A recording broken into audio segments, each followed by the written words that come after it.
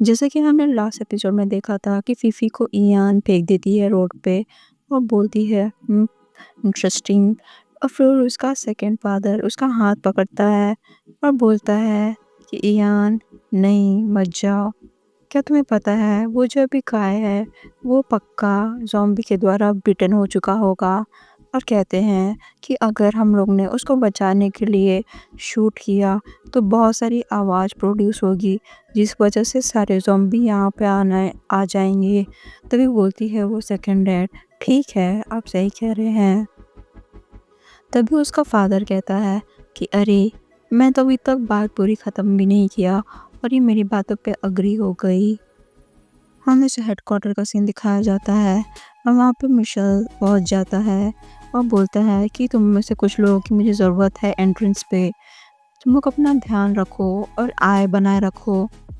और बोलता है कि और कुछ लोग यहाँ पे रहेंगे, बाकी सब हामी भरते हैं। और दिखाया जाता है कि वो कहता है माइकल कि अब हम यहाँ से स्प्लिट हो जाएंगे, तुम अपना ख्याल रखना। तभी उसका सेक्रेटरी कहता है कि ठीक है, पर आपके साथ आपकी गर्लफ्रेंड है बॉस, क्या यहाँ पर। तभी उसको सर पे बम पड़ चुका होता है ऐसा दिखाता है और फिर बोलता है लोगों को ठीक है गाइस चलो। तभी हम देखते हैं कि लोग जा रहे होते हैं और माइकल को काफ़ी एम्प्टी, बहुत खाली खाली और शांत जगह लगता है और बोलता है कि काफ़ी शांत है, यहाँ पे ज़ॉम्बी अटैक हुआ होगा पर यहाँ पे कोई है क्यों नहीं। तभी हमें अंदर का रूम दिखाया जाता है और फिर यहाँ पे इयान कोई दरवाजे का हैंडल पकड़ी होती है तो बोलती है कि अरे ये तो खुल नहीं रहा, लगता है दरवाज़ा पिछले साइड से लॉक है। और हमें खुलने की आवाज़ आती है तो बोलती है वॉच आउट, ज़ॉम्बी हो सकते हैं। और वो सीधा जाके मिशेल के बाहों में गिर जाती है या कहूँ तो डर जाती है।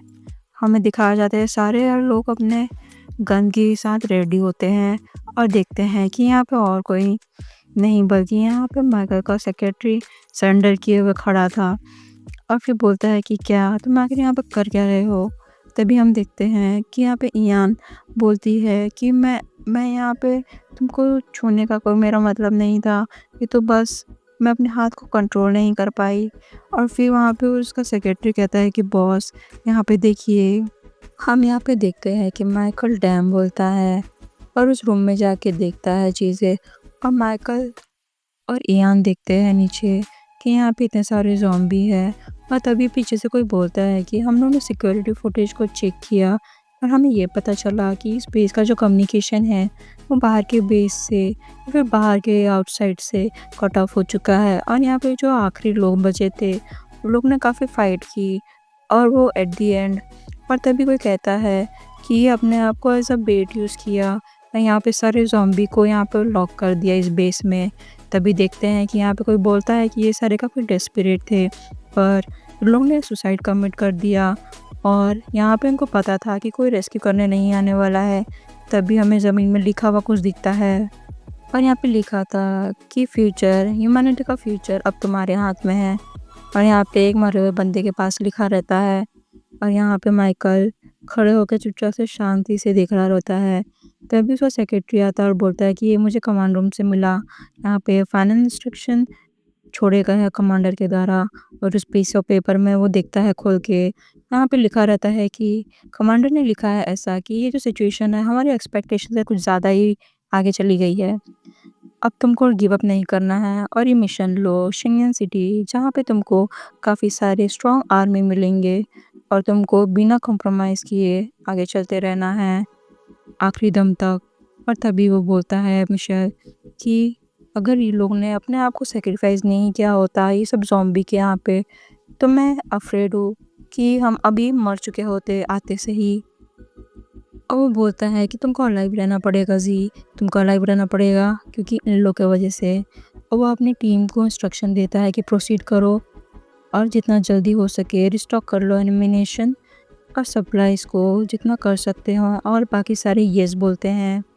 तभी हम देखते हैं कि यहाँ पे फीफी बोलती है एक पर्सन को कि थैंक फॉर सेविंग मी, मैं काफ़ी अच्छा दूंगी इस फेवर को लौटाने के लिए।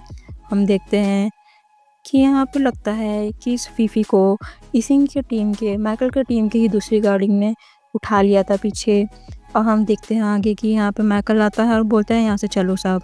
तभी फीफी बोलती है माइकल को, मिशेल क्या तुम सही हो? मैं तो तुम्हारे बारे में काफ़ी चिंता कर रही थी। तभी वो इसको इग्नोर करके गाड़ी का दरवाज़ा खोलता है और चले जाता है। और वो सीधा मुँह बंद कर लेती है और बोलती है इस बास्टर्ड ने मुझे फिर से इग्नोर किया। और वो काफ़ी ज़मीन में लेट जाती है। और हम देखते हैं कि इयान जाते-जाते उसे देख ही रहती है और बोलती है ये अभी भी उतनी ही पैथेटिक और रिडिकुलस है।